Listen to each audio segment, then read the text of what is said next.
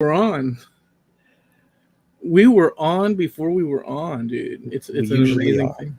We usually are. We have these behind the scenes discussions, and it's probably a good thing we don't push the button.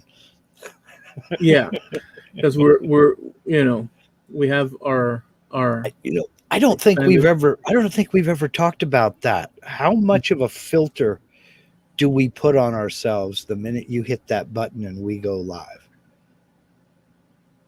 I think that some filter in not some filter when it comes to freely cussing, and Right. some filter um with the topic choices within the world of the topic choices, because there's things like, let's say, politics and this and that we might stumble around within the thing. But what happens is that in certain topics, and not that we haven't touched, because we've touched some subjects that are Yeah. conspiracy theories, but in my mind, conspiracy theories, whereas it might be political nowadays, like, oh, they believe, so they tag you with a group think type of thing, as opposed to as an individual. But in my mind, when I think of conspiracies, I'm not thinking necessarily in I'm not referring to the nowadays political thing, maybe a little bit, but I'm thinking about the sci-fi era of yesteryear, and, like, the secret, Secret bases and yeah, like, satellites and like comics, like, like a good fun sort of, yeah, like, death imagination. rays and stuff. Right, I'm thinking in terms of that, as opposed to, so that's their political this and that. Although that may apply, but no, I Yeah. those are the filters, more or less. Some subjects are hard to touch on without getting political or spiritual, but some people don't understand that the main reason we stay out of politics is because if we got into that, or if we got into the supernatural or the paranormal, we'd just be another supernatural or paranormal show, or just another political podcast, and there's a million of those out there already. And it just really doesn't interest me. Plus there are some other things that we would need to do behind the scenes if we were going to take up that mantle that I just don't want to get involved in. The problem is, and by the way, we my opinion is, if we were to be one of those types of shows, we would be much more popular. This is my assumption. I could be totally wrong, probably am, but because we would fall into a category that people are readily available to consume, we'd be another piece on one side of the fence, in the middle, or to the other side, whatever that case might be. And that sort of seems to be, the continuous back and forth of politics and whatnot. But the problem for me, and I think that you've mentioned it too, to a degree, it ruins everything. It ruins every good thing. It does. It does. It ruins friendships. It Well, ruins. I mean, and mainly because, last thing I'll say about this, mainly it ruins these things because of the level of adulthood, formation, mental ability, gymnastic, the ability to have a conversation or a discourse or an argument without, you may get passionate, but without blocking off, putting getting in the trenches and shooting, having yeah, a without it turning vicious and getting personal. Yeah. yeah, Well, which you most know, people can't handle. Well, yeah, you get it. that's what we've become. We've become a nation divided by absolutes. If you are the minute you take a side, you lose half of the people. But that's a good thing in terms of, it's a bad thing and a good thing, but it's good in terms of, so for instance, if you don't, somebody, I think Rush has a song where they say, I'm paraphrasing to to the nth degree. If you don't make a decision, you've already made a choice or something like that. I can't remember. I think it was Yes. Tom Sawyer or Yes. No. Some celestial voice. If you do not know, you still have made a choice. I can't think of the song. Help us out, Rush fans. yeah. Well, I think that free will. So I think that there's a few reasons for not putting your chess piece forward in a certain move, revealing a certain hand, exposing a certain belief, because of that very fact that you mentioned, the divisiveness, and people will drop out and others will not if they favor your. But and we know that instinctively, and maybe beyond that, we both understand that. You guys out there understand that. But so you can make a stand and say, I believe this and that. Well, but sure, it's that whole world is, I don't know, man. I guess we both agree it's a dead end, and it's a world of not happy. Yeah, and you're bashing your head against the wall because it's not about civil discourse anymore. It's not about communication. Communication has never been easier. I mean, you and I are sitting here talking 3,000 miles apart. We can instantly jump over onto Facebook or Twitter or Instagram or whatever, and we can send our thoughts out to everybody that's even remotely near an electronic device. But our ability to communicate has been severely handicapped and limited by ego, perceived right and wrong, and injustice. And you really have to be guarded in what you say or what you do, because there are people out there looking for stuff like this. And if you say, I like Led Zeppelin, for instance, immediately they're going to say, what, you don't like The Who? That must mean that you hate Pink Floyd. Yeah. When it's far from the truth. I mean, that means that in 1819 you sided with this group of fighters that crossed that river and killed my family, you bastard. Really. See, that's so. I was thinking about this. It's funny that this is screwed up, what I'm going to tell you. Well, I didn't mean to make this the topic of today's show. I just was kind of throwing it out there because I'd never really thought of it. How much of a filter do we put on ourselves if we're going to pick an innocent topic like Led Zeppelin? But can I tell you this? Yeah, go ahead. That's all I was going to say. Okay. Yeah. No. Point taken. I know we're not going to go down this. Well, you're saying we're not going to go down this thing. We don't know what's going to happen. I mean, we don't know what's going to happen. I mean, we could easily divert, which you just tried to do. But what I have to say now is kind of going to probably suck because it's not going to bring the force that. Okay, so this is what I thought earlier today, actually. In human conversations across the world throughout history, we have a situation. This is just me thinking, by the way. You guys tell me what you think. If I'm right, I'm wrong. If there's something to it, if there's nothing to it, I don't think there's nothing to it. That's why I'm sharing.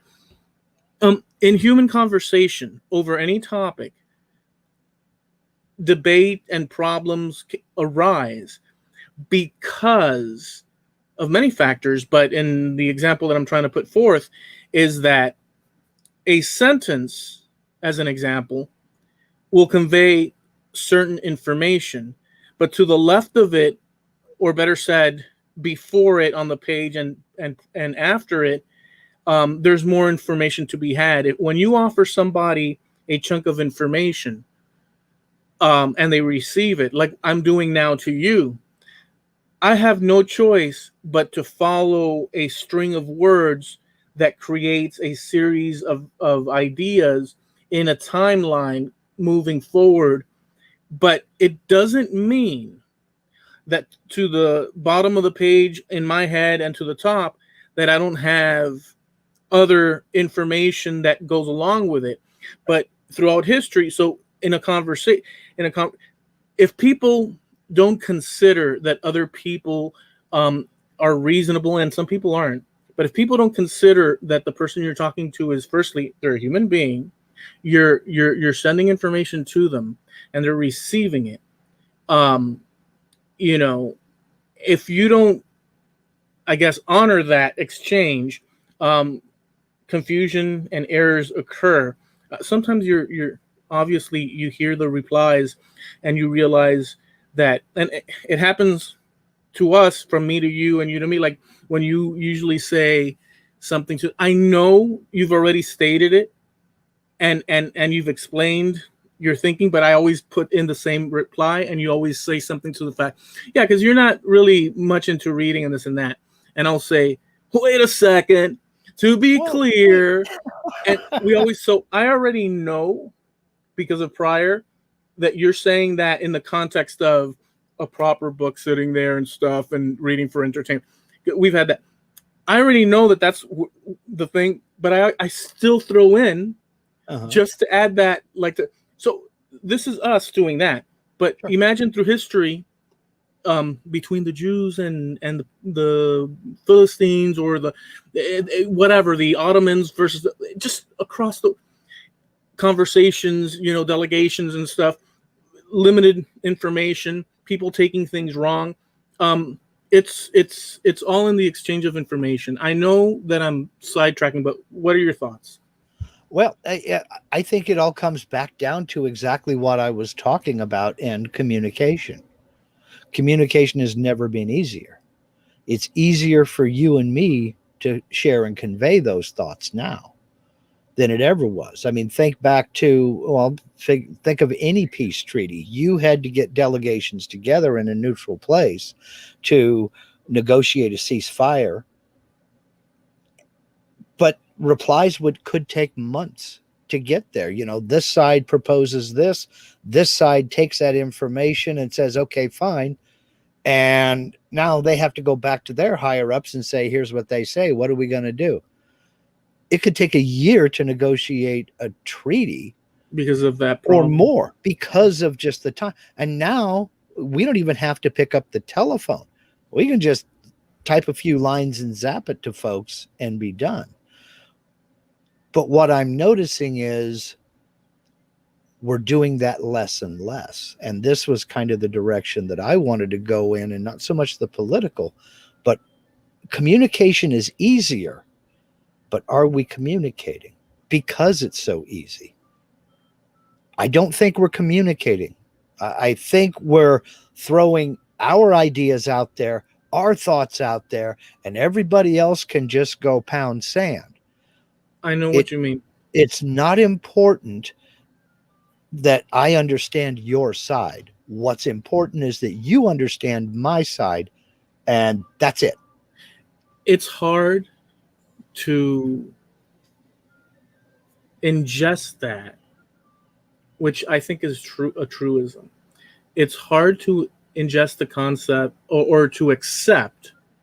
I think we're all culpable of that activity to a greater or lesser degree. Yeah. Because I'm hearing the ice cream truck is coming up my cul-de-sac right now.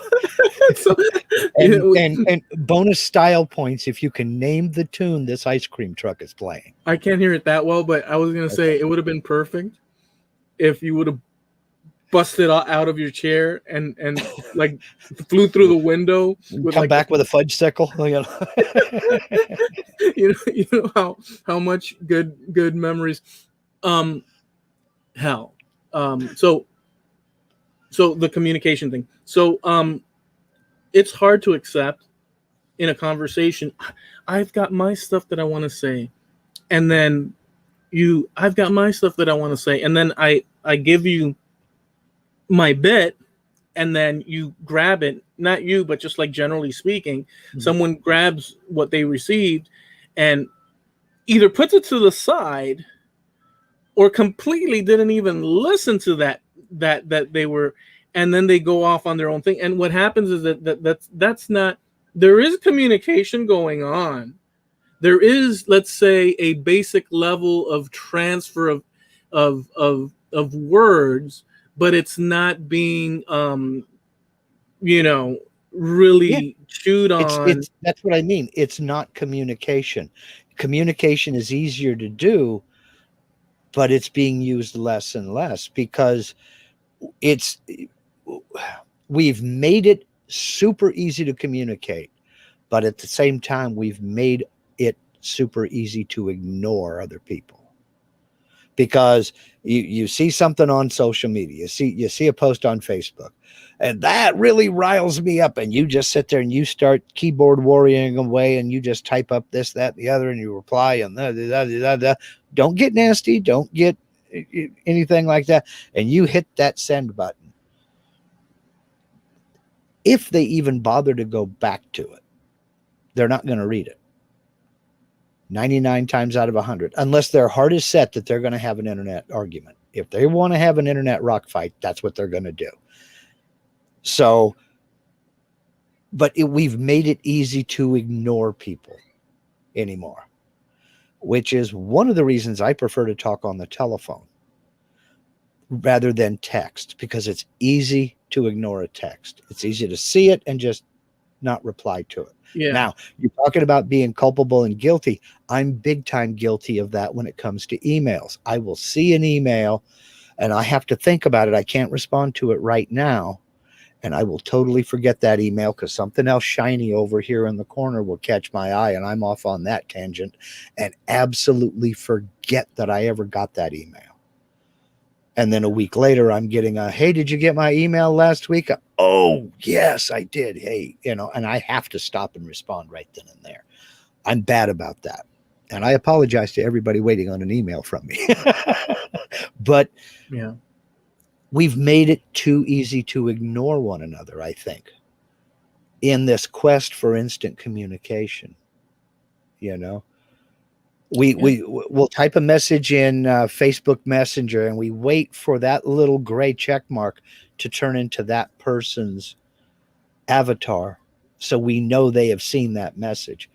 But it's real easy to click over to that tab on Facebook, see the message, never click in the box which sends the message that you have seen it. We can look at it. Okay, yeah, all right, fine, I'll get back to you in a minute, and then I'm off on a tangent somewhere else.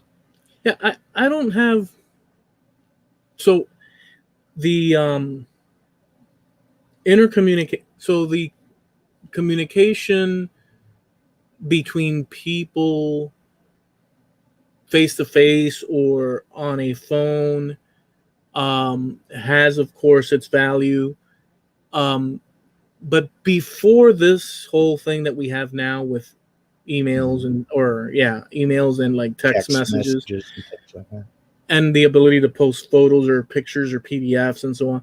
Prior to that, I mean, so in context, we may not have in-depth, substantial back and forth with most people in the world or in our extended world online. But at least the possibility is there for those that are so inclined to be, more, break down, information a little bit, parcel out, bits and pieces and be more specific. So most of the people on my friends list, I've never met in person. Same and here. So if I didn't have the YouTube channel and my Facebook and the different communities that we're a part of, I would never have met those people. And if the internet wasn't around, all I'd have is my local area, literally, at best. So, and even with them locally, I wouldn't expand to, because there is that thing that I was mentioning when you go back and forth with somebody and you're exchanging information. If you see somebody returning information to you in a conversation, and you're noticing that they're not getting what you're saying on a particular topic. I'm not talking about like, hey man, those are great shoes. You know, you shined them up yesterday. Sure, yeah, look at that. Right? I'm not talking about like, you know, just daily whatever. I'm talking about any sort of like profound. If you see that they're not getting it, it's not that it's bad or good or anything. It's just that they simply, why go on? You know, Yeah, so there there's is that. situations like that. There is that. But let me throw a couple of situations that I've had here locally. And this is why I got on the topic of where it's easier to ignore people. I've tried to hire people to do 3 different things around our property here lately. Last week we started late because we had a thunderstorm roll through and it was hailing like mad. Man, You know, it was smaller. It was dime-sized hail, about maybe the size of my thumbnail. It wasn't super huge hailstones, but it was enough to break the skylight in our kitchen. The outer cover, the big acrylic cover, and then a couple of hailstones were big enough to go through that and hit the lens inside and crack that. right. I got online and I started, first I called my insurance company and did that thing. And my insurance company was just killer. They reacted like instantly. They were on it. They said, somebody will probably be calling you tomorrow. He called like 2 hours after. It wasn't tomorrow. It was the same day. So nothing but praise for my insurance company. But trying to get a contractor out here, a roofer out here that does skylights was like pulling teeth. I called 6 different contractors. 2 called me back. 1 was out here today. The other wants to wait until the second week of July to come out to give me an estimate That guy's on got what it's going to cost. that one guy that's going to wait till July. He's got a lot of work. So he's like, They've all got a lot of work. They all have a lot of work. But here's my thing. Of the 6 that I called, and I've written them all down here. I could name names. I'm ready to name names. Of the 6 that I called, 2 called back. The other 4 never even acknowledged me. Just me talking here, but that's not how you run a business. That's how easy it's become to ignore people when you don't want to do something. Another one. I have some sod and dirt I need hauled out of here. I don't have a truck. I don't have a vehicle stout enough to pull the 2-yard trailer I want to go rent to haul all this stuff out of here, make a couple of runs to the dump and be done with it. I called 12 places. I have them written down as well. 1 called me back. He came out and I flat out told him, look, give me a quote. You probably have the job because at least you called me back. And I mean, I sang his praises up one side and down the other.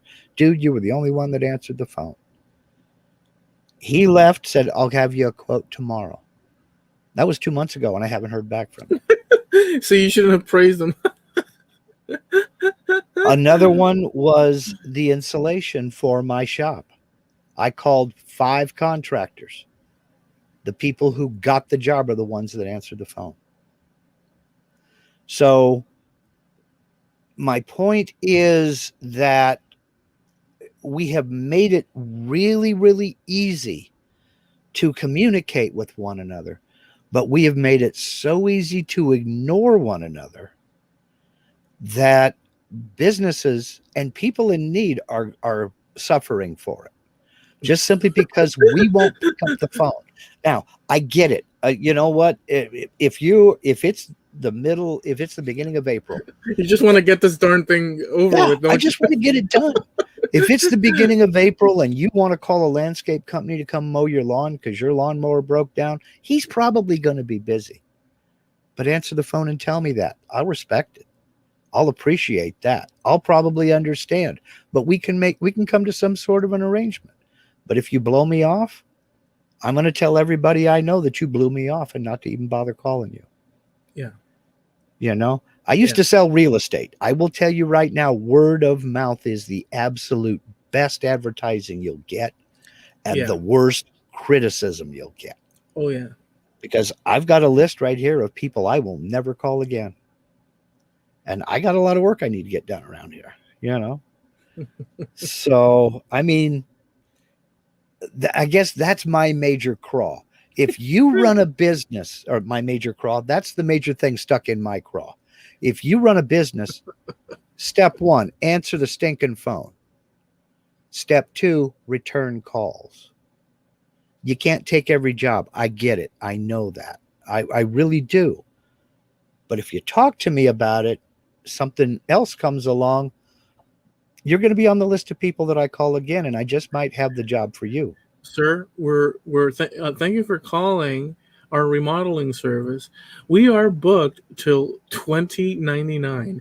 Thank you. I will understand that. If you answer the phone and say, okay, yeah, well, you know what? We are booked out solid until, and that's what that one contractor told me about the skylight repair. He says, we are booked up until the second week of July. Is that going to be too late for you? I said, no, get me on the list. If somebody, drops their appointment, bump me up, put me on the list. At least I'm on the schedule. But if they say, what if you say, yeah, I need your service, and they say, sir, we don't service your kind. At least I know that. And I'm going to tell everybody that you don't. Then I'm going to report you to the state. You wouldn't. You see, but you're jumping. So you wouldn't say, what do you mean? You wouldn't say none of that? No, I don't give them the satisfaction because they want to start an argument. See, when somebody provokes me like that, what they're saying is I'm trying to cheese you off. What if you can't cheese me off? It's been done by professionals. Okay. I'm just going to report you. I get it. What if in this reality you actually said, what do you mean, my kind?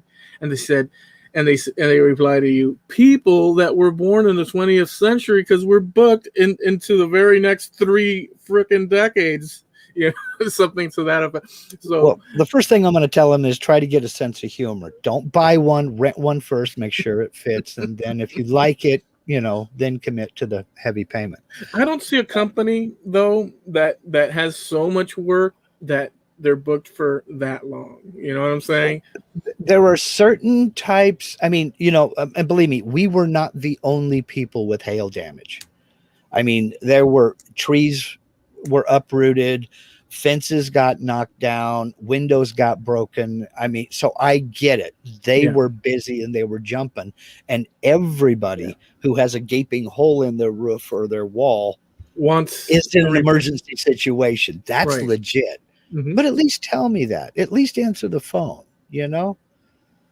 That's all I'm saying. And this is in one way that I think instant communication is bad, because when you think about it, before we only had 3 ways to communicate. You could write a letter, send it snail mail. You could call on the telephone, or you could go down there in person. Yeah. If they were local. And of the 3, Linda will tell you still to this day, I'd rather carry my butt down there, because they can't ignore you when you're standing right there looking at them. Right. They can't ignore you. I mean, they you'd be surprised though. Here in Miami, you in certain situations with certain people, because there's also a thing about. Well, go ahead. Well, but see, they've got to tell me that to my face, and that's why I don't even like to use the drive-through. I've used the drive-through more in the last year than I have in the previous 10. Because I think the only thing they give you in the bag at the drive-thru is the stuff they don't have the guts to hand you on a tray face to face. I've told you before as an example. I'll say it again because I enjoy it so much, myself. I'll go. I don't do this. I kind of still do because it's part of my personality. I'm used to waiting, which is a funny thing to, but in politeness, if there's somebody in front of you, it's just very easy to think once they're done, then I'm next. Yeah. And therefore, it doesn't mean that I'll think, man, hurry up or this or that, but I know that there's a order of things. And, I mean, we have to sort of like do what we got to do. There's a process. Sure. I'm not going to jump out of my skin. Well, here in Miami, there's little Cuban cafeterias on the corners of like strip malls and all sorts of places. And they'll have a broken off side of the wall where they put a window in, they put out a counter that faces the sidewalk, and people come there asking for anything from lottery tickets to, finger food, cigarettes, Cuban coffee, just an assortment of different things, all the time. And they'll have their pastries and whatnot. And so I'll go up, and remember, I've lived here all my life. That's as much, I don't want to say a part of me, but a part of my surrounding, my cultural everything. Mm-hmm. However, I don't just come up and do what other people do, which is they come up, and it doesn't matter if somebody's next to you, they come right up. They don't bump into you, but they come right up and they say, I'd like this. Yeah, give me a coffee, this and that. The lady her back could be turned, working on something. She could be crouched down, grabbing some bags, or even attending another person. Mm-hmm. That's what they do. And the lady, because that's what they do, they register it in their brain, and they look and they see that so eventually the coffee comes right to him. He already put in his order, but it's that sort of that little controlled chaos. On the other hand, I always come in. And my dad, I can't remember. You know what? I was about to say my dad I can't say which style he did because I really don't remember. I remember my grandfather. He'd come up to the window, and he'd always wait his turn. I'm kind of like my grandfather in many ways. Yeah. He would wait his turn, and he'd ask for the coffee, and they'd put it there. He'd smoke a cigarette, and I'd be a little kid. And so, but I always wait. And in many situations, the lady's not even paying attention to me because she just figures I'm just standing there.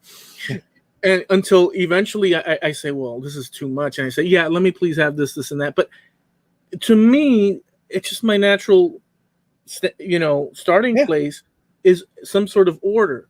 Well, that's the way society is structured, or supposed to be. But not on these little, not at all with these little cafes. You go to a supermarket, you're going to stand in line. You got to wait for the person in front of you to get their stuff on the conveyor belt, and then the checker to check it out, and them to pay, and off you go. You're next. You go to the post office to ship a package. You got to wait for the guy in front of you. What you're talking about is very similar. I can think of another place where there is no such thing as a line, and that is a bar or tavern. It's kind of like that. You never ever have seen a line in a bar or a tavern to get the bartender's attention. Everybody steps up to the bar, and the bartender's the guy that's got to decide who I'm going to serve next. And it's usually going to be the people that are closest to wherever he happens to be standing right now. If he just pulled a beer right here, he's going to turn around and take the money, put it in the register. He's probably going to get the person right next to the register. You solved it doesn't the matter problem. How long you're. You solve the problem. That's exactly it. That's the not orderly. That's the dynamic of it. Yeah, that's exactly it.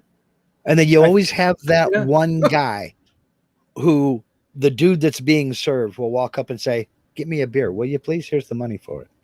Because he's already being served. He doesn't want to wait. Yeah, give me another butt. But you know what? With that said, though, and I can't say that I've spent much of my life in bars, but I've been to plenty of bars.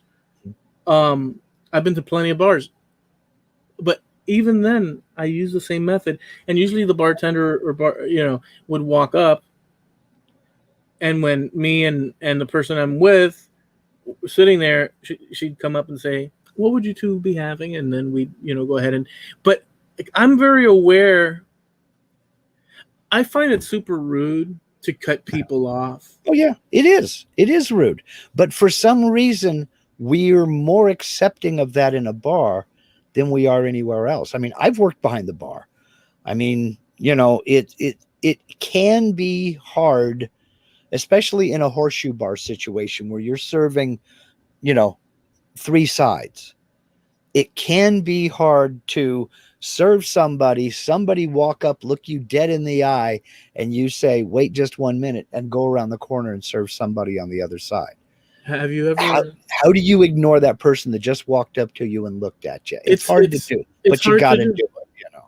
Have you ever been in a proper cowboy style saloon type bar? Oh, brother, I have been in bars that were so cowboy. Oh, yes.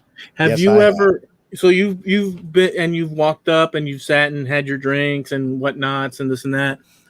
Have you or anyone at the bar when visiting said bar ever gotten their drinks or your drink or whatever, and then all of a sudden, excuse me, bartender, where's my umbrella? Where's my umbrella? No. No. In a cowboy bar? No. I've never heard that. I don't think those. I think you would get your butt kicked just for knowing how to put those words together into one sentence in the cowboy bars and biker bars that I. You've never had a spritzer. You've never had a pink upside down Cadillac margarita. I don't even know what you're talking about. I've probably made them and just didn't know them by that name. Spritzer with a dash of zest and a lime. And a umbrella, like that little Chinese umbrella, like that little Asian umbrella. The little bamboo umbrella made out of a toothpick, with the crepe paper. No. So you can take it home with you. If you ever want to, I won't say emasculate because that's not the right word for it, but if you ever want to knock a chip off of somebody's shoulder and you're behind the bar serving them, either one of two things or both, if you can get away with it. There are two things you can put into a drink that will immediately knock their alpha level down about 3 points. And one is one of those little red stirring straws. The other is a maraschino cherry. If you are Mr. Rough Tough Cowboy and you have any kind of a drink with a maraschino cherry in it, you are not fit to slop the hogs. You are not alpha dog anymore. You're like gamma or delta or something like that. You're way down on the list. And bartenders know that. Bartender, another round of strawberry spritzers, please. Light on the liquor, heavy ice. Heavy on the spritz. Yeah. I mean, just get your wait your I was gonna say your honor because he's in a position of authority. Bartender, just heavy with the soda and just a drop of just a little drop of the whiskey, please. Just a little bit of grenadine. Just float a little grenadine on top. There you go. Yeah. You want salt on the rim of that glass? Yeah, heavy salt on the. Yeah, I always wanted to invent a drink called the I don't know. Because think about this. You made the conscious decision. You have picked up your wallet and your keys. You've gotten in your vehicle or whatever form of transportation you have. You have come down. You've parked. You've walked in the building. You have walked up to the bar. It's your turn. The bartender walks up to you and says, "What can I get you?" I don't know. Why the hell are you here? If you don't know what you want, why are you here? Have you ever, when you look at the bar and all the drinks, all the bottles, it's the amount of different combinations and stuff that I guess they would know.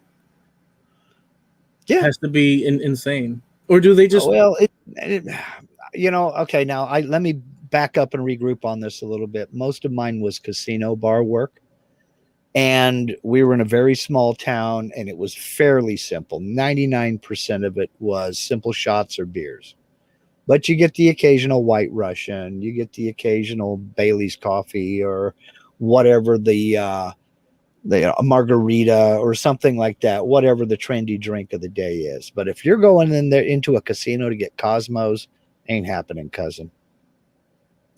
It's just not happening. They don't have the old Mr. Boston book back behind the bar. It's like, no. Quit trying to give the place atmosphere. What can I get you? You see what we got here. There was a time that I did, frequent, not every day, but I would make pit stops and stuff. And in some bars, there would be locals that were always there. And I would realize that it was their thing. Yeah. And, whatever. But I don't know You, the whole. I guess it is what it is, but I'm not too keen on.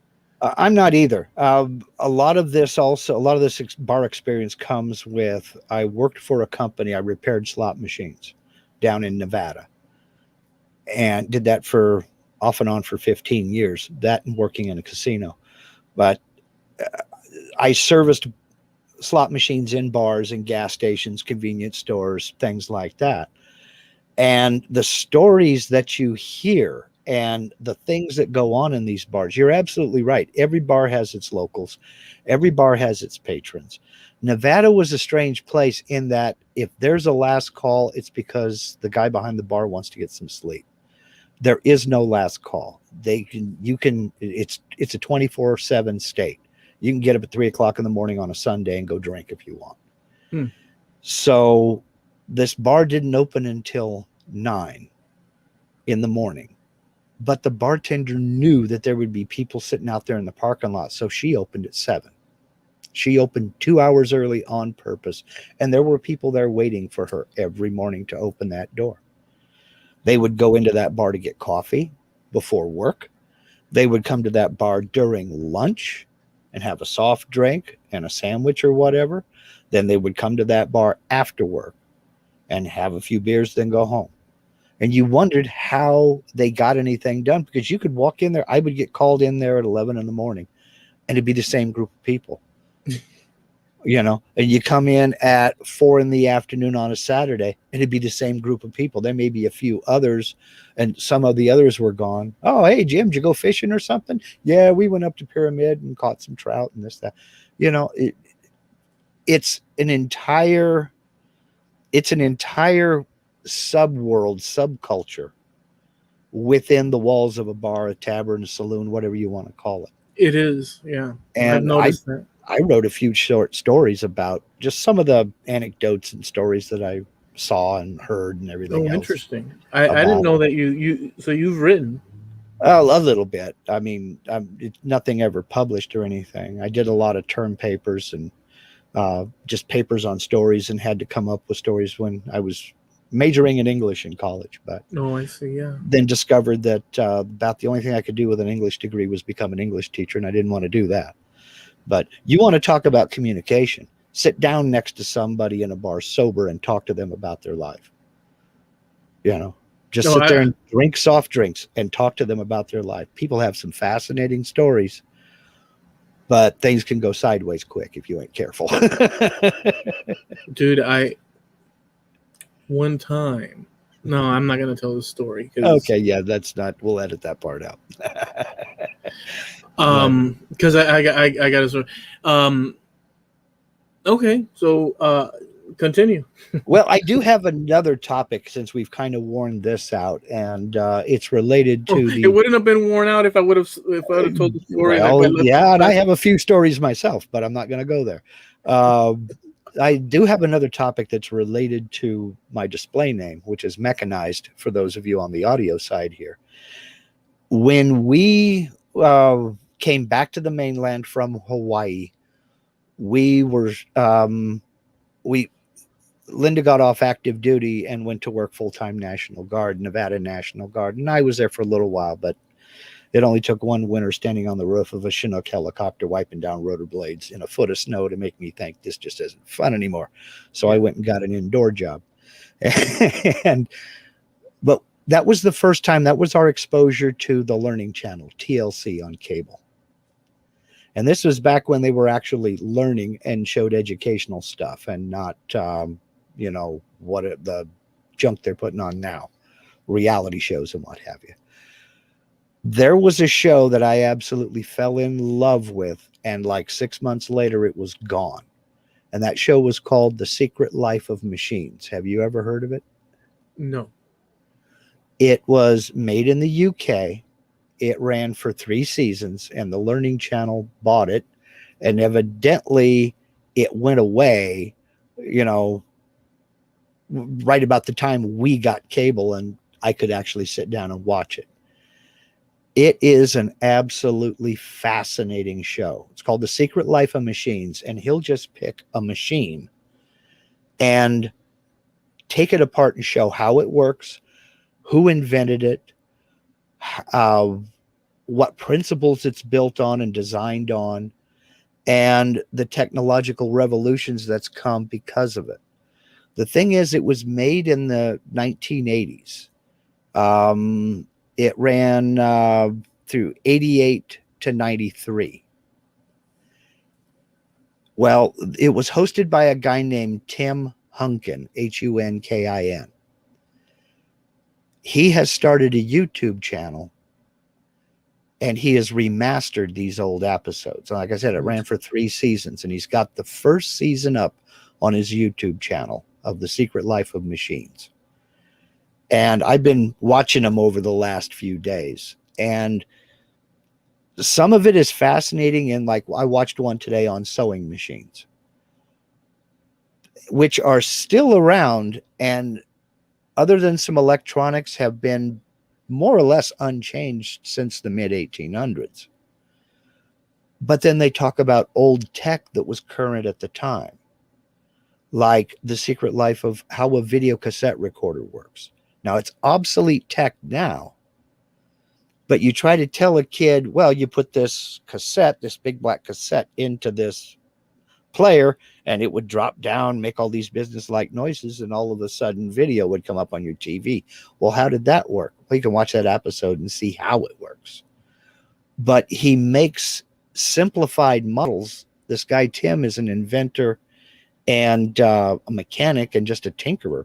He makes these oversimplified models on a huge scale to show you the intricacies of how this stuff actually works. And it's a fascinating series. And he has evidently gotten the rights. He started a YouTube channel. And I'm going to put a link over on our Facebook page to Tim Hunkin's YouTube channel for The Secret Life of Machines. Very excellent cool. Series. Excellent series. It I'll give you one little example, for instance. Yeah. The fax machine was patented long before and was produced and sold to the public 30 years before the telephone was invented. In the 1800s. Yes. Mm-hmm. I've heard that before. And now they're obsolete. We don't use them. Which is it's an insane thing to think. Yeah. Yeah. I mean, just cool little stuff like that. I mean, but also just, expanding on that. So all these machines, kids today, they haven't experienced that, as a day-to-day experience like we did certain things, like the tape recorders and this and that, because it's all digital now. But I would say that it's all digital now. But to me, not only was the machines, I mean, I understood that it's that there's tape back then, and then, but it's still mysterious to me. Obviously, I'm not in those fields to know, but just as mysterious, although not really, but yes, the fact that we are looking at each other through the screen, there's so many calculations that the computer, that these circuits and computers and have to make to reproduce in real time, like everything that's going on in my room, and then sending it to you and the audience. Just the whole process. It's all in this, who knows, ghost in the computer type voodoo. world. It's all voodoo, because when you stop and think about it, it comes down to 2 things, on and off. The flow of an electron on in this direction, off in that direction. The millions of calculations that go on inside this little device that we're holding in our hand all comes down to the decision of whether electricity is flowing through this circuit or that circuit or no circuit. It's incredible. Yeah. It's voodoo, I tell you. It's voodoo. It's just as mysterious as, I've told you this before, and I always bring it up, but and I know that you partake in this concept, but we sit on the shoulders of giants. Yeah, we do.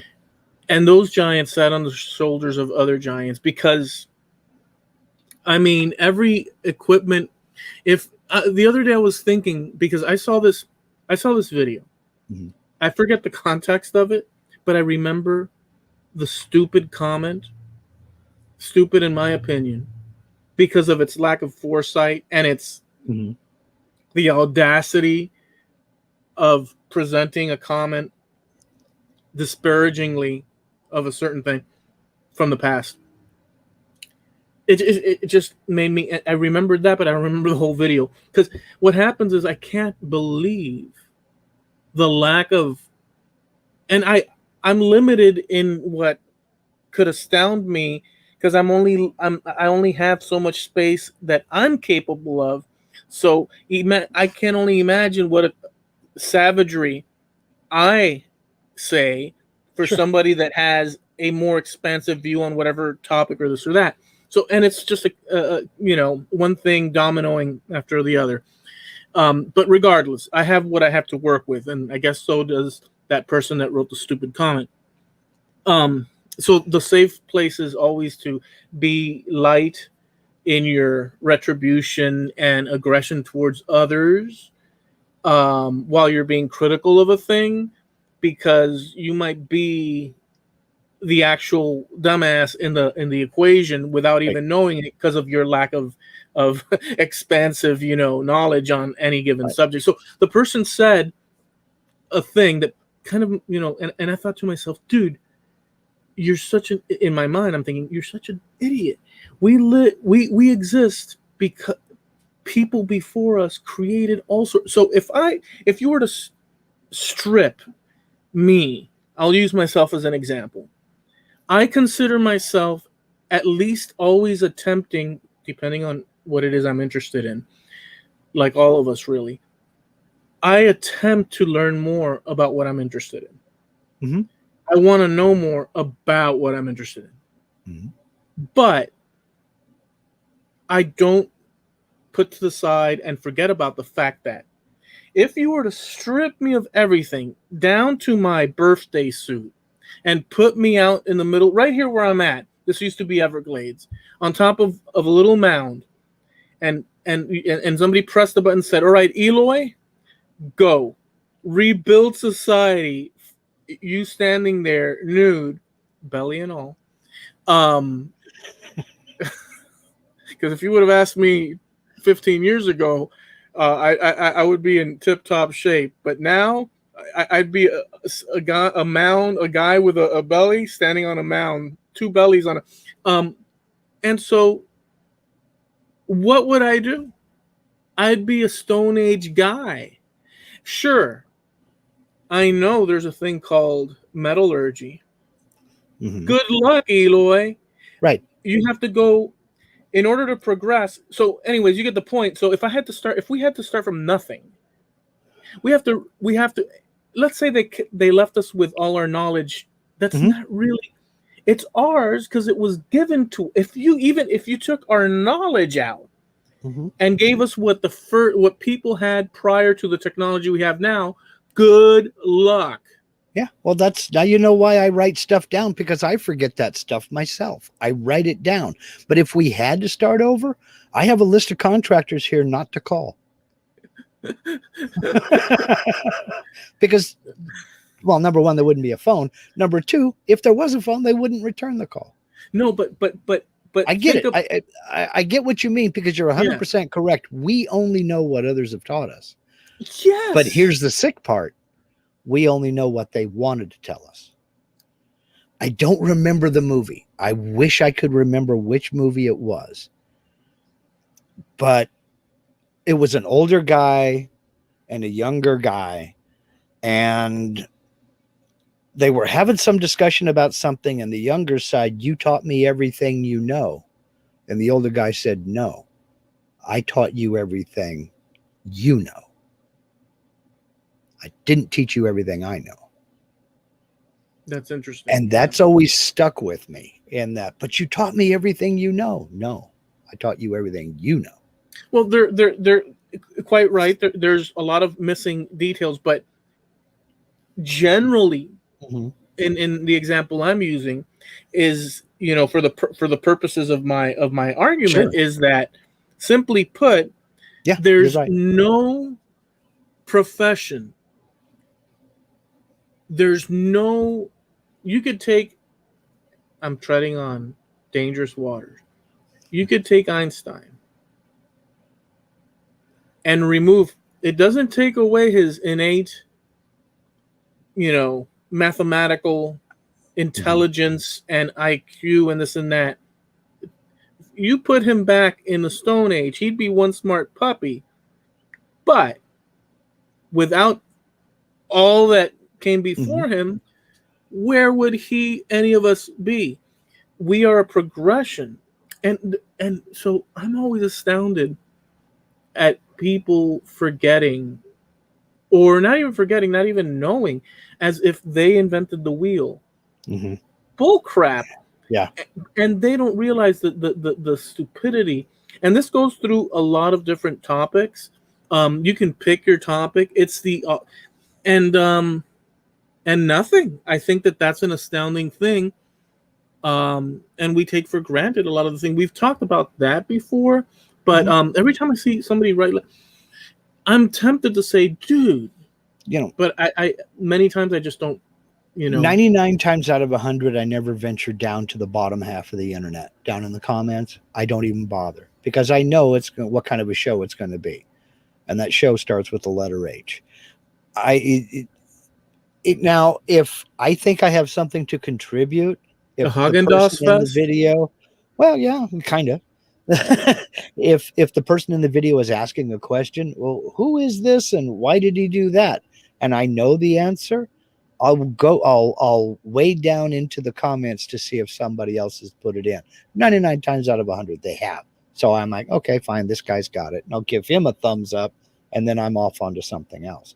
But I very rarely get that invested in a video to where I want to do that. There's some exceptions, but and there are some YouTubers that I watch that I am invested in what they're doing. Jonathan W. was one of them. If you like machines, you like old rusty machines and diesels and hot rods, and he just built a sawmill out of a couple of spare tires, a Kohler engine. No, not even a Kohler engine. I think it was a Harbor Freight engine, and a bunch of scrap metal that he had laid around. And the sucker works. It works great. But in the process, he's also working on old steam engines.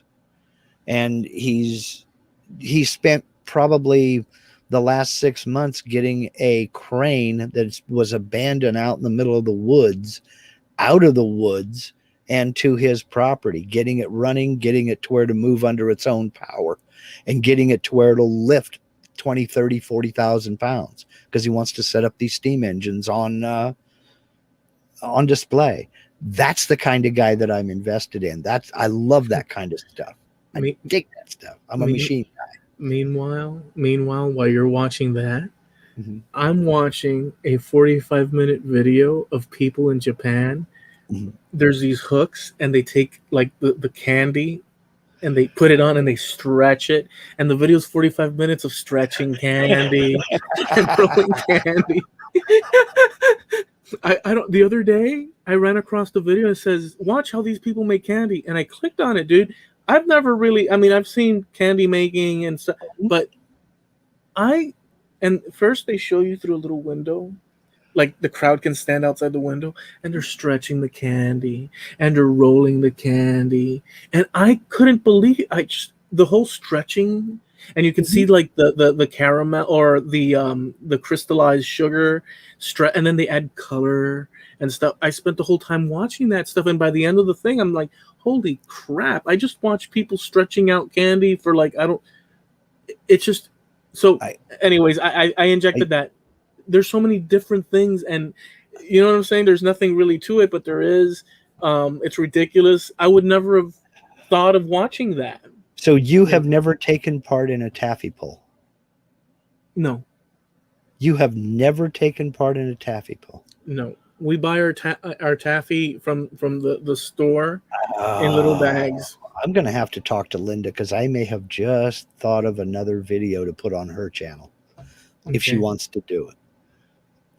Because a lot of people, I say taffy pull, people are like, huh? It's Yeah. probably what I'm saying, right? The Yeah, video? basically, yeah. Yeah. But two or three people or however many. Taffy pulls used to be a big organized thing. It was a party. It was a reason for a party. That's what these the people in Japan were doing. They had, but it was a store with windows so that people could, like, that was their gimmick, and they had a bunch of people, and they would trade off the candy, and then they put it back, and one would grab it, they'd stretch, the other guy would stretch it. You're watching all this, and it's the most fascinating freaking, and they didn't say a single word. If you wanted to learn from that, you had to visually ingest it and figure it the hell out yourself. People, we have lost so much stuff, and this is what I mean by communication. We've made it easy, but we've also made it easy to ignore. I'm willing to bet about half of the people that hear this have never heard of a taffy pull. It was a major thing. It was kind of like you've heard of ice cream socials.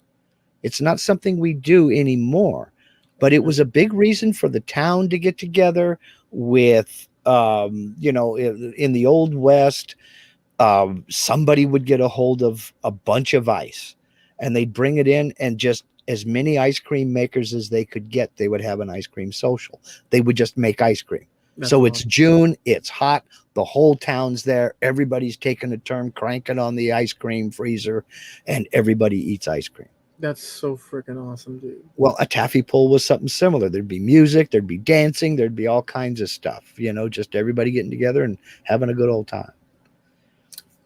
Before I want to say, I was going to inject this in the beginning, but I wanted to share this with you guys before we wrap things up. I wanted to mention this. I would have preferred it at the beginning because I think that it could. This is a little bit, maybe not embarrassing. It could be embarrassing or this or that, but it's something that one would not necessarily share. The other day, I went to Walmart. The best place on earth. The Magic Kingdom. The Magic Kingdom of grocery. The Magic Kingdom, one-stop Magic Kingdom of everything you need, And don't need. and don't need, And so I bought groceries. That's what I was there for. And I get home, I put everything away. A few nights ago, I said I'm gonna make myself some eggs. So I took out the eggs that I had bought. Okay. The carton of eggs, and I opened it up, and there are all the eggs perfectly. I always check. I don't know if you guys. I always check because too many. Have you guys ever had the egg that sticks to the frickin' styrofoam and it's busted? And you're like, crap, man! I just wasted an egg, right? It's a perfectly good egg, and I never eat those. There's something about, and it's probably perfectly fine. It just melded itself to the styrofoam, but I never eat those. When I pull it and it breaks, but you can still. Don't either. Oh, okay? So there's something about eggs that I'm finicky about. Well, here's the thing. I was gonna make myself scrambled eggs, so I took out a couple of eggs, not a lot of eggs, just 2 eggs. Put one down, grabbed the first one, and went clink, clink, clink, and opened it up, and it dropped in the pan, and there were 2 yolks. A double yolker. Yeah. And I was grossed out. Why? I was grossed out personally. Why? This is the part that I know there's no reason, but I just saw little twins. I know that sounds stupid. But I'm telling you guys, I'm being honest. So I took the thing, I wasted it, and dumped it, and said, "No, you know what? I just don't." I did that. Yeah, I had 2 eggs, two yolks, and I couldn't do it. So I took the next one and I went tap, tap, tap. 2 again. 2. You got 2 double yolkers of the same dozen eggs. Listen to this. I said, no, this is creepy as hell. I spatulated it. No, I don't care. I'll waste my $2.30 something cents, and I tossed it in the trash. So I went to the fridge and I said, no way, this is screwed up, man. And and I'm thinking, what the hell? So I open up the thing and I grabbed 2 more and I put it on. I went clink, clink, clink. Poosh. 2 yolks again. Read the label on that carton of eggs. Read the label on that carton of eggs. When that, dude, I will, but it's a regular pink frickin' carton that everybody always. It's, you have your pink with the large, you have your extra large with the, I guess, yeah, blue. It depends on who you're buying them from, but yeah. Well, this was Walmart. Mm-hmm. Well, here's the thing. I was like, what the expletive removed? Seriously, I'm in the kitchen and I'm kind of pissed right now. By the way, I'm kind of pissed. This is a natural occurrence in nature, but I am creeped the hell out. I'm sorry. I know this is unreasonable. Fine. But the whole 2 things, something happened to me. I know it's unreasonable. That's why and it kept happening for like the next 2 eggs. That is not mathematically reasonable, in my opinion. And I started thinking, let me just say this. I started thinking all sorts of things. Walmart is what is it? What do they call it when they genetically altering chickens, this and that? I started thinking all these things, and I was a little grossed out at that point because why do I keep getting? It's like a nightmare. Why do I keep? And I keep throwing. Why? It was weird, and then until finally I got a 1, and then I needed 2 to make a 2 for a little. So I went for the next one, and sure enough, I had 2 single ones, and I was like, okay, I know I wasted a bunch of I know. Okay, I know. I'm not, like I said, I was going to share something that's a little bit embarrassing, cringy, or whatever you want to say. But I was grossed out, and so that's my story. Well, I don't like it. Well, it's 100% natural. They're perfectly fine. Depending upon who you listen to, anywhere from 7 to 10% of all the eggs laid around the world will have double yolk. It's perfectly natural. It's 100% natural. But so many in the same box? Yes, because they have a lot more people than you are freaked out by that. But farmers and country people, they consider that a bonus.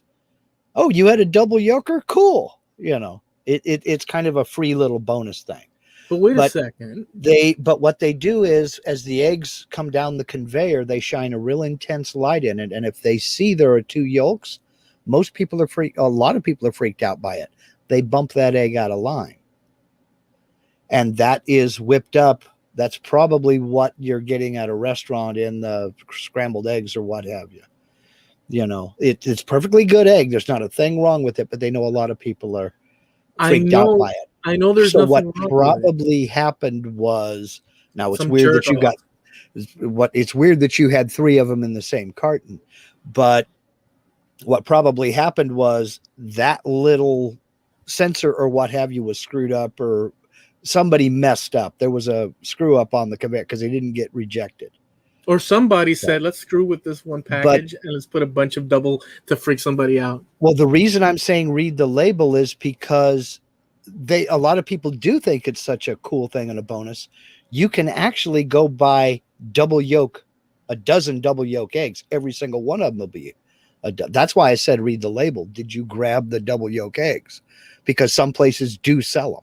Okay, I'm gonna read the darn thing here when we end here in a sec, because we're gonna have an after. We always have for the listeners. We have an after show. We do this on YouTube live every Tuesday at 9:30 Eastern, 6:30 Pacific, and it's Trampled Underfoot Podcast, the YouTube channel, so you can check us out there. But we also go and publish on Spreaker every Tuesday morning, so you can do that. But we have an after show that is not heard on Spreaker, so just so that you guys know. So I'll go check and read the label after we're done. Okay. And so for you guys listening, you'll just have to visit our Facebook page I'm sorry. We also have a Facebook. We have so many. We're like the old lady that lived in a shoe. We had so many internet places that we didn't know what to do. There's so many, dude. Nice, smooth segue. And it doesn't fit, but what the hell? So anyways, I'm gonna read it after. We do have a after show party where we chat with the in crowd here. So just letting you guys know that. But long story short, it was Walmart, and Walmart has the whole section of the pink cartons, the bluish or like whatever, well, the yellow. You know how it goes. Yeah. I always get the pink ones. Well, it's always been normal. Somewhere on the line, a sensor screwed up or something was out of calibration or what have you. But believe me, a double yolk egg is not anything bad. It's 100% natural. It happens in nature. Like I said, depending upon who you listen to, anywhere from 7 to 10% of all the eggs laid around the world are double yolk eggs. Sometimes you'll even get a triple yolk. Well, two things help us all. Two things. One, I know there's nothing wrong with, like, I've had that before, but in this instance, I was like a little freaked out. And so I said, but the problem with this situation was that every other egg was doing it. And it really screwed with my brain. So that's one thing. But putting that to the side, you're saying that I'm not the only one. There's other people. You've heard of people being sort of not. Yeah. Really? They think it's weird. It's strange. These are Frankenstein eggs. These is, well, how do they do that? Are they modifying No, it happens in nature. Yeah. So there's other people that I have had them in the past in certain occasions. I'm like, screw it. Especially if you have one egg left and stuff. But I said, you know what? I'm a little creeped out, and it wasn't irrational. It's not rational what I did. Well, but what wasn't rational, apart from me not being rational, is that every egg had. So I may have not been rational, but when I started seeing, you see how proof that you see how situations. So we don't know. Maybe that conveyor belt and the little scanner, or maybe some guy scanned it and said, "Ha, let's put this one here because he's bored. He's working with eggs all day." We don't know, or it was just happenstance. But you were the millionth person across that bridge. It happened. But either way, it's like a guy. Like I used to tell. Over on Scratch, I used to say to people, to the crew there, I used to say, you know what? And it's been all my life. I live my number is 107 where I am, and I see 107 everywhere. Is it everywhere throughout my life? I notice 107. Now, is it a matter of me having that number always in my mind because it's my number at home, or is it just one of those numerical magic things? It's that always numerical magic things. You notice it because it means something to you. Right. How many times have you seen 847? You have no idea because it doesn't mean anything to you. Right. So I have a similar thing with digital clocks, and I've mentioned it to my wife. I can't tell you the number of times in a month I will look at a clock. It doesn't matter where I'm at or what clock I'm looking at, and it will be 12:34 and it's sitting at 1, 2, 3, 4. Really? Yeah, it happens to me several times a month, and it's not because I plan it. The only digital clock I have here is down the bottom corner of my monitor, but I'll hop in the car, fire it up, just get a haircut. So I'm not in control of the time. I just got a haircut, and the barber takes however long he takes to get a haircut. Jump in the car, fire it up, look down at the clock, 12:34. Son of a gun. And it registers in my brain because it's a sequential number. Right. But I don't think about all the times I've seen 413 or 907. It's just a number that stands out. Right. Well, in any event, we went way off the rails here. That's a show. So so I did mention our website. Actually, I didn't mention her. That's the only thing I didn't mention. See, that's another place you can find us, folks. You can step out your door and you'll find. So our website is Trampled Underfoot Podcast.com, and you can catch our past episodes there. We've got a Wayback Machine button. You press it. We have all our past episodes there. And we're also sponsored by Steve Nealon at Harneal Media, your one-stop website shop. Steve is your man. If you're thinking about setting up a website, maybe you want to set up a web store, you have your own items you'd like to sell online, or you'd like some help with a on-demand printer so you can come up with merch and sell t-shirts and baseball caps to the masses, Steve is your man. He can do as much or as little as you want, and he's priced accordingly. Steve Nealon at harnealmedia.com, sponsor of the Trampled Underfoot Podcast.com. All right, that was excellent. We'll catch you guys. Have a great rest of the week. We'll catch you guys next time, and we're out of here. All right. Okay, now we interact with the folks in the chat here. I'm gonna go read the carton. Okay, go read the carton. It's funny. This is hilarious. We got a little bit of a cliffhanger going here. I see Steve with us here in from Australia. What we just did was the first hour of the show. We kind of went over a little bit, but that's okay. We'll fix it in editing. We do the first hour of the show for the audio side podcast that's going to be published next Tuesday.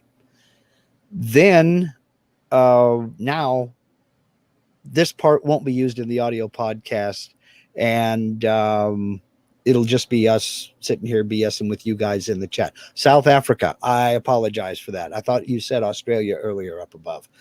I apologize for that. But so yeah, we'll be here as long as people keep throwing us questions or making rude comments or even nice comments. So, it's just, and we do this every Tuesday.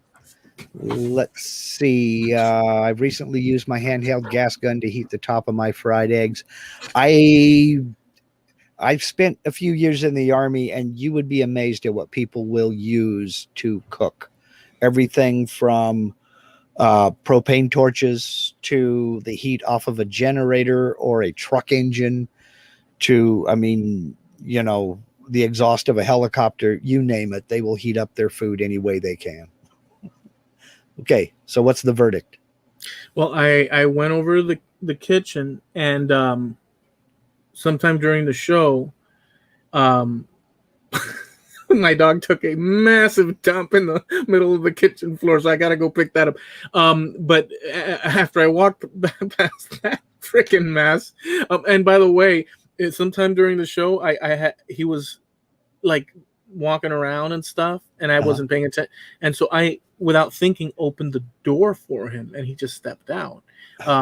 And I had not, because it's been raining, and so he hasn't been out. And so there you have it, a nice pie, or yeah, Tootsie Roll. More like a Moore's bar. So, go ahead. Go ahead. I'm sorry. Go ahead. More like a Snickers. So, well, but your eggs were normal eggs though, right? Look, more like two Snicker bars. We get it. Melded. We get it. It was more like two Snicker bars, not this just is one. Not scratched. No, but you have to understand that my mind wasn't thinking in those terms, and I ran into a freaking landmine. Anyways, so the egg. Sorry, the egg. I read it, and by the way, I was distracted as I was reading it because of the freaking thing that I found. And I got to get rid of that thing like now, but after I tell you this, and I'll be right back. The eggs are grade A jumbo, and that's it. Okay, eggs. Then it was a fluke. It'll probably never happen to you again now. It was a fluke, or okay. I'll tell you this. Would you be surprised if I get another batch and they all turn out? No, I would be frigging amazed. You would be amazed. I was shocked that you got 3 in one carton, because that just doesn't happen. You know the odds of that? Did you buy a lottery ticket? Yeah, I know. You know the odds of that? I mean, it's astronomical. Yeah. I don't know. I still have, even though I wasted so many, I still have. Remember, there are a dozen, so I still have more.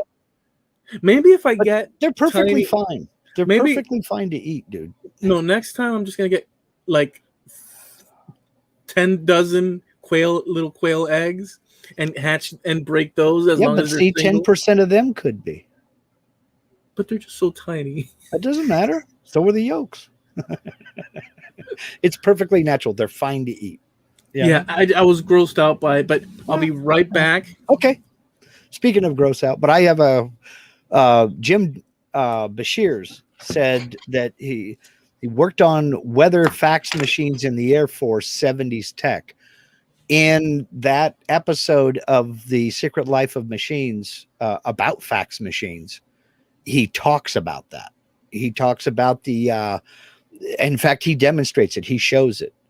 And that uses the old technology that was patented in the 1800s.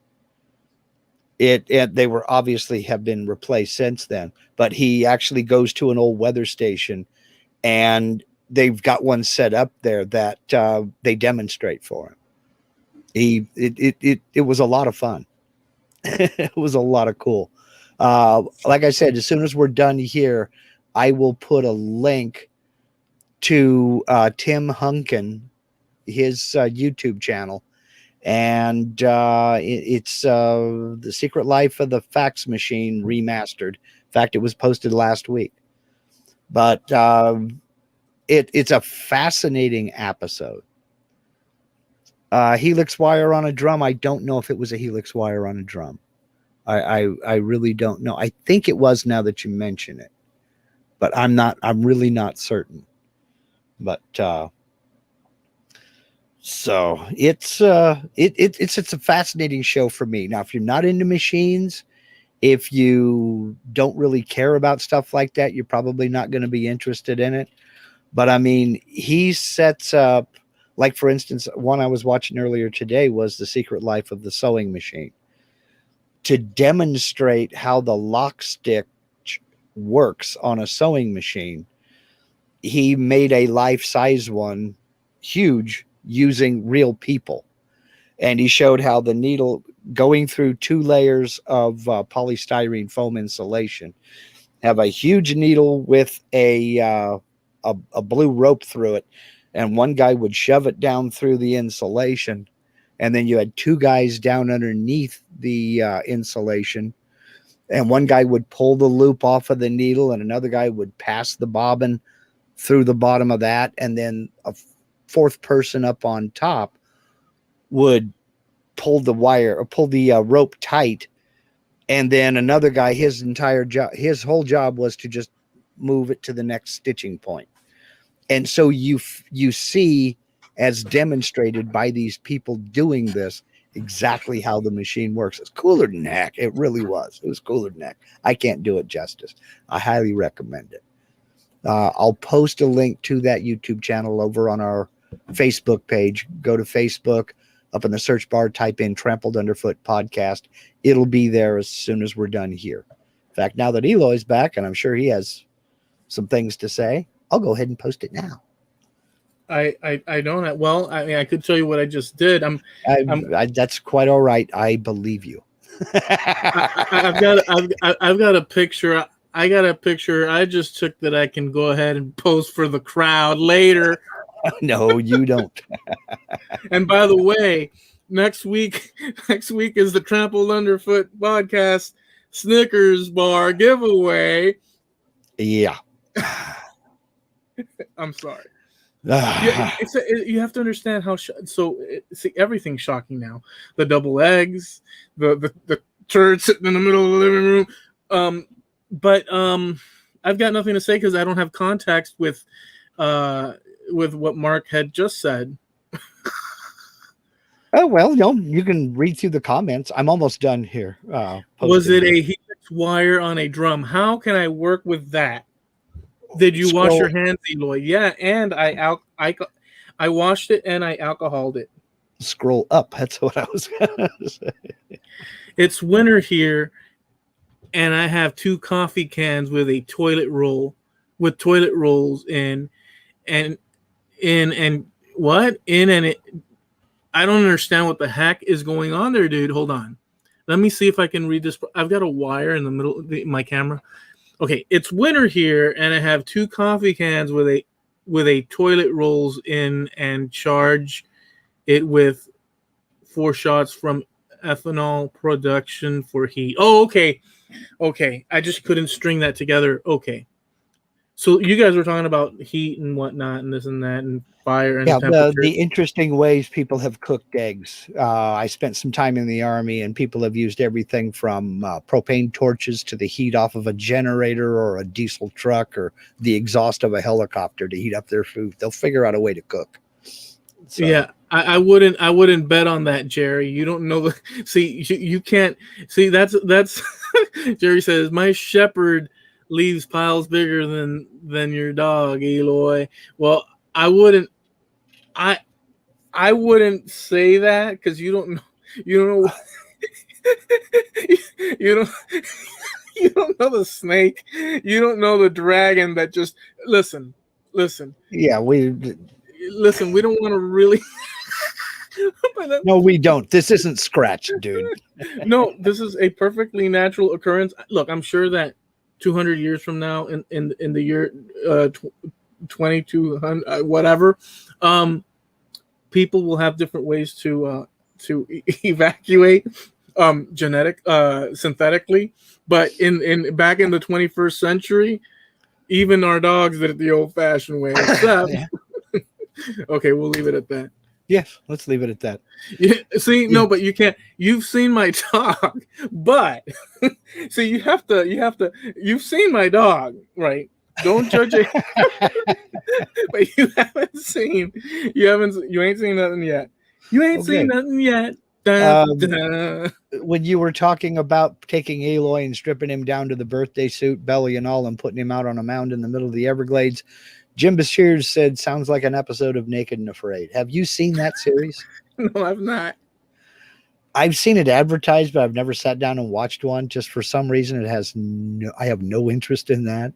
They just dump 2 people, one male, one female, out in the woods or in the desert or wherever, and say, okay, you've got to make your way to this point, and that's where we'll pick you up in 3 days. Naked. That sucks. You know? Yeah. There's nowhere I want to go naked. Yeah.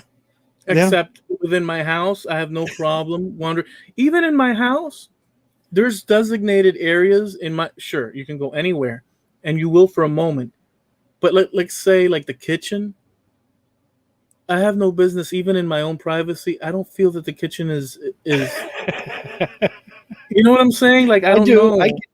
It doesn't work for me. Yeah.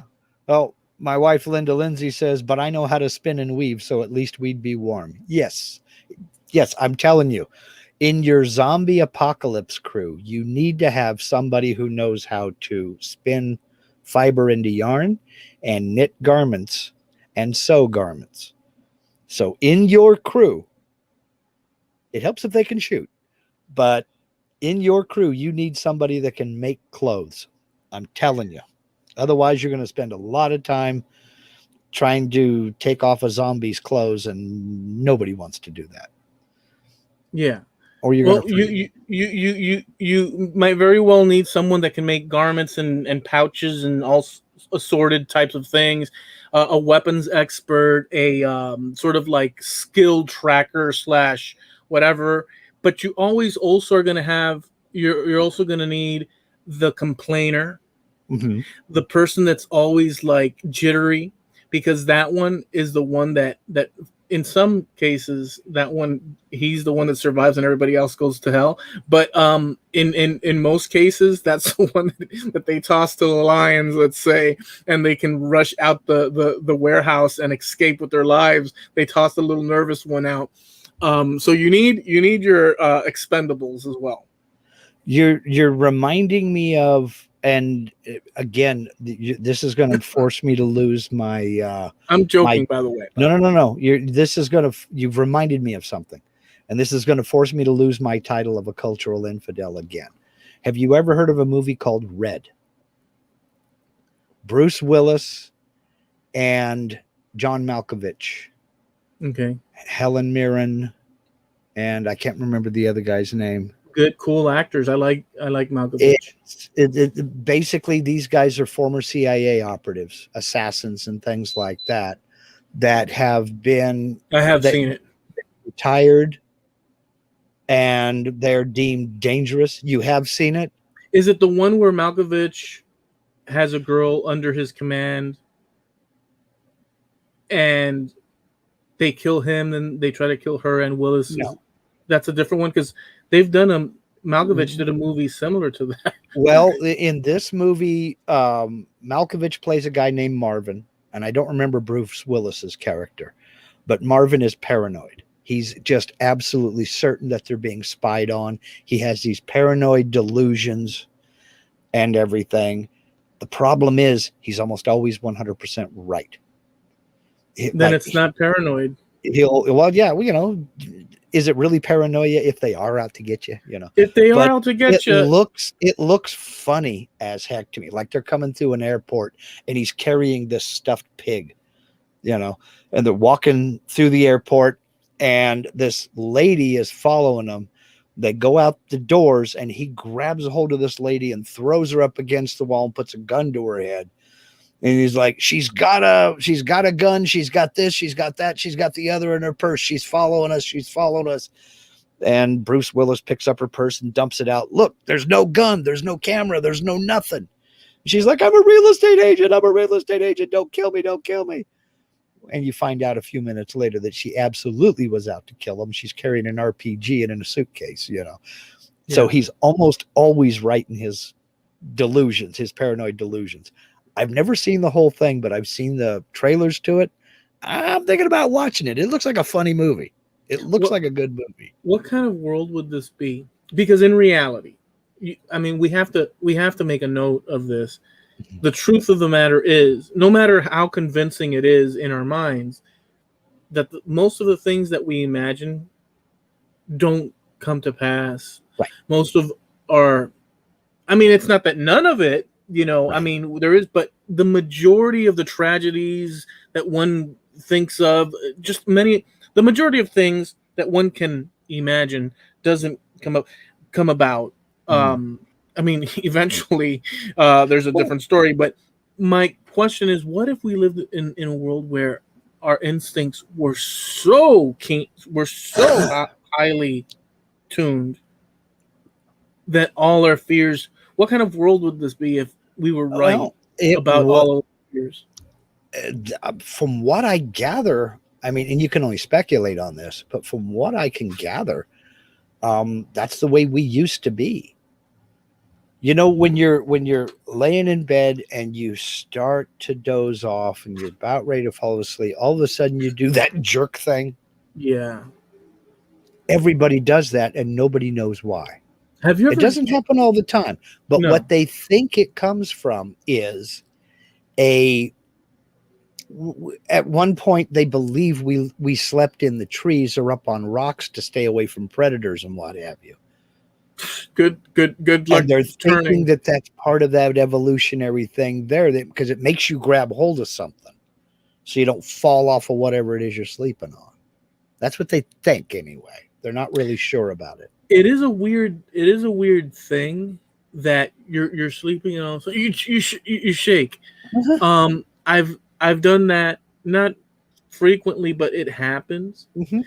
And it's like sometimes when you're just falling asleep, I don't know what the heck. That's a good. Well, they can only speculate, but they believe that is one of those things left over from evolution that just never really went away. Another one is when you walk into a room and you can't remember what the hell you came in there for. What makes you forget is crossing that threshold. When you walk into a new environment, you've got to react to different surroundings, and it just makes you flush temporary information. Yeah. I came in for this magnifying glass. I'm standing in the room going, what the heck was I going to do? Then I go back and sit down. Oh, yeah, I was going after the magnifying glass. But the minute I walked through that damn door, magnifying glass went out the window. It just, it erased from the memory bank. The most extreme case of that I've ever experienced was driving up to a gas station, parking my car at the pump, paying, getting in the car and driving the heck out of the gas station And right when I get home and park my car and turn off the frickin' ignition, I start to realize that I'd made a pit stop to pay the gas station money and for nothing in return. I thought of going back, but when you leave a thing like that, I figured, you know what, that's it. They want. I used to work at a gas station. That can be scary. Have you ever driven all the way home stone sober? But have you ever got off work and driven home stone sober and you don't remember the trip? Pull into the driveway and it's like, I don't remember driving home. I don't remember this cross street. Yeah. I don't remember passing that store. You know, it's just you're on autopilot and you just go. I mean, that's scary to me. That's scary as hell because did I run over something? If you ever find yourself with that situation and you all of a sudden come to your senses and you're pointing at a gun at 10 bank tellers and there's like cash mounds in front of you, it's a perfect excuse in front of the judge later if you can get it. But chances are they're tossing your butt in the can. Oh yeah, well, you know, because people have used that. Your Honor, I suffer from what is it? You know, forgetfulness. Yeah, truly. But you know, what can you say? Okay, Jim Dockrell says that's called a myoclonic jerk. Okay. Myoclonic jerk. That's also what you call the guy sitting next to you in the Grateful Dead t-shirt. Never mind. I'm not going to go that way. Let's see. Jim Dockrell also says nobody wants to see me naked. My clothing is a public service, and we collectively thank you for that service, Jim. Thank you for your service. But why would you? Number one, Jim. Which one of the Jims said that? Jim Dockrell. Okay, number one. You don't know. I don't know if you have a belly or not, or this or that. I'm going to admit it. But you don't know. In certain eras in the past, being plump was considered like an aphrodisiac, you know, or something. You might be like the statue of David in the 1800s or 1700s, depending on the era. And we're way past the slimness, twig-like models of yesteryear. No, we're in the year 2021, and go for broke. Do it. Yeah. I mean, unless you're trying to get a date, what do you care? Run wild in the woods. Steve Nealon says naked in the kitchen isn't bad unless you're frying bacon. And I would endorse that comment. Yes, I agree with it 100%. In fact, there's a good tip. There's a good life tip. Don't fry bacon when you're naked. Yeah, because you might burn your tip. Oh, okay. Because you said it's a tip. Yeah, I did. Let's see. You get it? Here's a tip. Yeah, I got it. Whatever.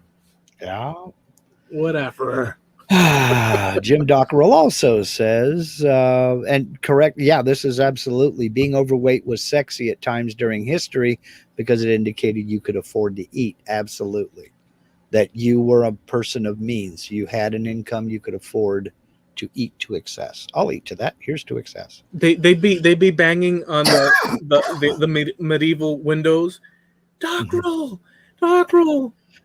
Jerry's Go ahead. I'm sorry. Go ahead. No. I had a vision of just sitting there, just belching and stuff with like cans of canned goods and stuff. Well, go ahead. Jerry's Machine says we were not meant to wear clothes anyway. If we were to be covered, we would have been born with fur. Yeah, tell that to the judge, Jerry. Tell that to society. I figure so long as I'm upright, ambulatory, and covered, everything else is a bonus. So, well, the covered part is important. You know, I don't know that there's ever. Those tribes sure do look comfortable walking around with just like one little stringy rag. Yeah, but where are they? In a hot place. Exactly. They ain't in Alaska. Yeah. But just the same, but just the same, your back exposed, trees and plants. There's something to be said about I mean, there's something to be said about a shirt and frickin' like pants and like shoes, and there's something to be said about that, because you can remove it once you arrive to your house, hut, cottage, and then you could be all sorts of naked. But the idea of going out into the wilderness and animals and such, and maybe like what do you call it, like some sort of like allergic reaction to a plant, it gives you some protection. It's protection, sure, from, and if nothing else, UV.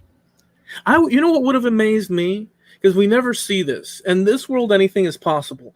But what if we came across a tribe in the middle of frickin' Brazilian Amazon that instead of the little loincloths and this and that, they were wearing 3-piece suits, living in bad to the bone mansions, driving little frickin' smaller than our Western, but little, like a whole society. Why didn't that ever happen? Why does it always have to be like the darts and this and that?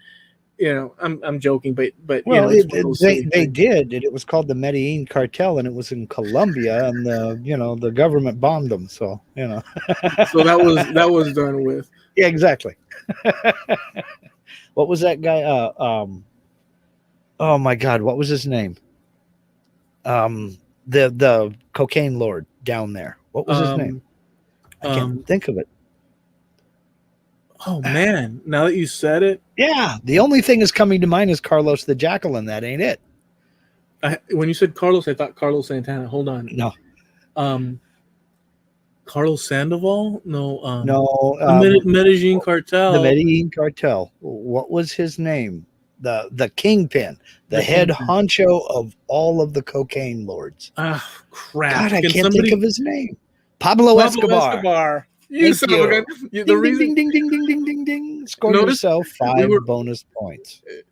Everybody mentioned it, but notice how we screamed it out when we saw it pop up on the screen, like to try to claim it first, because we were See, I'm not competitive like that. To me, it was relief, because that's one of those things that it's kind of like losing something. I don't care if I ever get it back. I just want to know where the hell it went. Damn it, dude! But there is but there is a memory satisfaction. Exactly. To being able to click it. Exactly. Click it or ticket. And that was that was my Pablo Escobar. That was that memory satisfaction of that's it. Yes. Dude, it's just, I don't know why. That's something. See, our memory banks couldn't draw it fast enough, because we're off on the tangents that we are. But anyways, go ahead. Oh, I got nothing else to say. That was it. No, you were saying. Yeah, they did find a tribe like that. It was his tribe, and the government blew him up. What's the take on knowing like McAfee that recently been in the press? I don't know what the specifics of McAfee and his death are. He did die they say, in a prison in Spain. I didn't even know he was in Spain. I did see one video that had nothing to do with current events of him when he lived in Cuba. And my thoughts, and it's funny that you ask, I'll just mention this, although we're sort of teetering on. In an interview he did while he's sitting in Cuba, and the reporter lady on her channel or whatever, he wasn't not critical of, he was critical of the United States. But to me, his critique, and you can be critical of anything, okay? So, but his critique fell short in that he's living in a communistic country, let's say, and he admits while talking to the reporter that you can't do a lot of things or say a lot of things here. But he also goes on to mention, he mentions that the reason he left the United States was because of the oppressive tax situation and taking his money, and that's not what we're founded on, and that the system is screwed and this and that. But and which I don't really object to the system being screwed, but he then takes his butt to a country that has much more repression to the level of people's day-to-day to do. of how to acquire food and substance, but he's living in the good places with nice palm trees and pools and such. He's having that interview, and he wasn't quite off his rocker, but he excused a lot of it, like saying these people here are entrepreneurs, and he says there's a lot you can't do, but people below the government figure out a way to survive and this and that. So this is entrepreneurial. That's a crappy definition. So when I saw that, and I saw that earlier on because it just popped up, you know how YouTube is, it just pops up. Right. When I saw his thought process and how little regard the dynamic and problem of people living in a place, he's got the money to live there. It was a little I didn't like it very much. I'm not judging him as a human being as a whole, just saying that comment was like, I kind of don't dig that. So I don't know his whole life story, but I did see that thing. And I didn't like that, where you're dissing the US, which it's your right to do, but on the account of freedom, and you're going to a place with your money that because of your money, you have all these availabilities, but the people living there, you're calling them entrepreneurs, but they're scraping a living together, and you're making it sound like these people are entrepreneurs. Yeah, but they're they make $20 in a freaking month. Yeah, just is selling ice on the street, does that make you an entrepreneur? I mean, sweeping somebody else's sidewalk, does that make you an entrepreneur? So I don't know what his. Yeah, exactly. I don't know what his angle is or what his angle was as a whole, because I really didn't follow it complete. But that juxtaposed with the two realities, to me, it seemed, as it should be, he was interested in protecting his well-being. Sure. And we all are. But there's a thing called hypocrisy, misalignment of universal, equality, as far as human beings are concerned. I don't know, contradictions. So I don't know what to tell you. Yeah. I just found out he died. What? Right? Really? Dude, I'm a hermit, man. I don't watch the news. I don't care. I just don't care. So, well, we've been on for an hour and 47. You think it's about time we park the train? Yeah. So listen, we thank you guys. I mean, we've been on for a while. So, and we talk all sorts of different topics here. So if you have, we go in any direction, really. I mean, we try to keep. If you have suggestions for the show topics and stuff, you can drop them over there in our Facebook page. And nothing. We thank you for hanging out. We'll be back next week. So be safe and enjoy the rest of your week, guys. Yep. It's summertime. Stay cool, y'all. Have a good night. Thanks for hanging out with us.